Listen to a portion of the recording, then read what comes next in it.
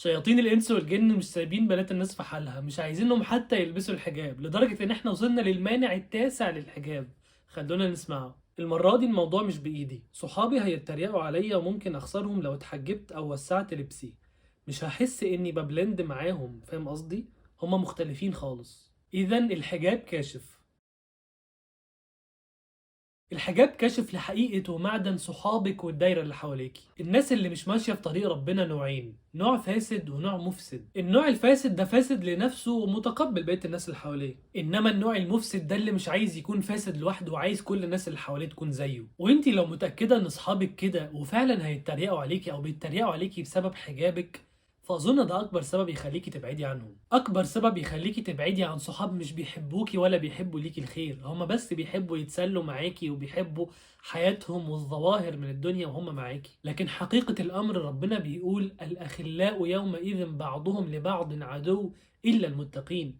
صاحبتك اللي بتساعدك على الفساد دي يوم القيامة هتتخلى عنك، فما تفتكريش دلوقتي انها تنفعك باي حاجه. لو هم فعلا صحاب كويسين وبيحبوكي عمرهم ما هيقفوا في طريق لربنا، حتى لو هم ما التزموش وما تدينوش، بس مش هيقفوا في طريقك ومش هيتريقوا عليكي. ما فكرتيش قبل كده ان اصلا صحابك دول هم اللي جايبينك ورا؟ بصراحه يعني انا جايلك من المستقبل وبقولك انت من جواكي عايزه تنطلقي في طريق لربنا، وصحابك هم اللي واقفين في طريقك. اللي مكتفك صحابك وانت مش مدركه ده، لكن هتدركي اللي بقوله لما تبعدي عنهم دلوقتي. ولما تبعدي عنهم هتفهمي قصدي انا ليه بقولك ابعدي عنهم. مش بقولك تقطعي معاهم تماما، بس بقولك ابعدي عنهم دلوقتي وارجعي لهم لما تبقي اقوى. الشجرة لو مش غارسة كويس جدا تحت في الارض سهل قوي اي ريح توقعها، انما الشجرة الغارسة كويس صعب اي ريح تقدر عليها. وبعدين لو افترضنا حتى اللي احنا لسه معاهم لحد دلوقتي، احنا ليه عايزين نرضيهم اصلا؟ ما يرضوش. يقول النبي صلى الله عليه وسلم من التمس رضا الله بسخط الناس رضي الله عنه وارضى عنه الناس. يعني تخيلي في طريق يرضي ربنا والناس مش راضيه عنه خالص، انت لو اخترتي الطريق ده ربنا هيرضى عنك وهيرضي عنك الناس اللي ما كانتش راضيه عنك. ومن التمس رضا الناس بسخط الله سخط الله عليه واسخط عليه الناس. يعني اللي قدامه طريق والطريق ده الناس هترضى عنه وبتحبه، بس هيسخط ويغضب ربنا. ربنا هيغضب عنه لو هو مشي في الطريق ده، وهيخلي اللي كانوا راضيين بالطريق ده يسخطوا عنه ويغضبوا عنه برضه. فانت لو عايزه دنيا واخره امشي في طريق ربنا. هتحاولي ترضيهم مش هيرضوا، انما لو هتحاولي ترضي ربنا هيرضى وهيرضوا، وهتشوفي والمساله مساله وقت. وبعدين طب لو رجعنا وقلنا طيب هيسخطوا مننا ويسخروا مننا ويتريقوا علينا، طب ما دي سنة أصلا. الزخرية دي سنة الأنبياء عاشوها والصالحين عاشوها. وربنا سبحانه وتعالى بيقول في القرآن للنبي صلى الله عليه وسلم ولقد استهزئ برسل من قبلك. وقال سبحانه وتعالى في آية تانية ما يقال لك إلا ما قد قيل للرسل من قبلك. وفي حكاية تانية في خواتيم سورة المطففين آيات جميلة جدا بتصبر المؤمنين. يقول سبحانه وتعالى إن الذين أجرموا كانوا من الذين آمنوا يضحكون. شوف ربنا سمى اللي بيسخروا واللي بيتريقوا من المؤمنين أجرموا، دول مجرمين. وإذا مروا بهم يتغامزون، كل ما يشوفوك بحجابك وبحيائك يتريقوا عليك. وإذا انقلبوا إلى أهلهم انقلبوا فكهين، بل بيتكلموا عليكي كمان من ورا ظهرك ويتكلموا بقى مع صحابهم وأهلهم عليكي. وإذا رأوهم قالوا إن هؤلاء لضالون. حتى فطرتهم أصلا بصي عاملة إزاي، فطرتهم مش سوية.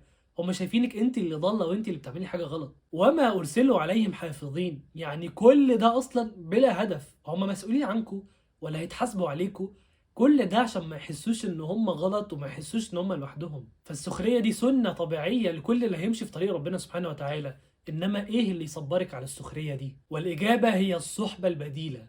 الناس اللي بيخلوكي تحسي انك مرتاحه وسطهم وبيثبتوكي على طريق الحق. قال سبحانه وتعالى في القرآن واصبر نفسك مع الذين يدعون ربهم بالغداة والعشي يريدون وجهه ولا تعد عيناك عنهم تريد زينة الحياة الدنيا. حتى ما تبصش كده ثانية.